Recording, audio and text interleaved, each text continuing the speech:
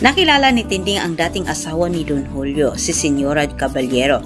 Samantala, abala itong si Olga at David sa pagpigil nila sa katotohanan na dapat na sana pang malaman ni Ramon.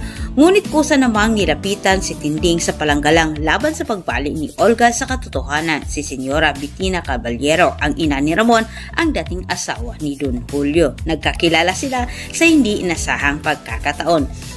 Dumayo si Aling Bettina dito sa Quiapo para sa taong kanyang hinahanap at magpapasalamat umano sa Pong Nazareno. Ngunit sa kasamang palad sa hindi inasahang pangyayari ay muntika namang nalagay sa peligro ang kanyang buhay.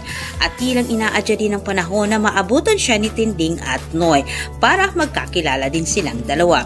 Samantala, walang pagdadalawang isip itong si Tinding na tulungan niya itong si Senyora nang nakita din niya na nakipag-agawan ito sa kanyang bag sa masasamang loob.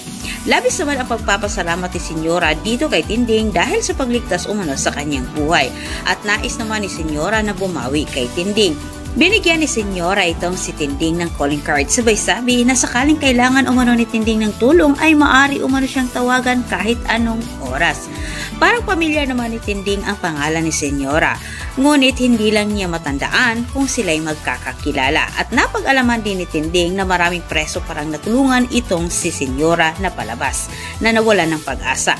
Kaya't napaisip din itong si Tinding na lupapit sa Senyora para magpatulong umano sa kaso ni Tanggol.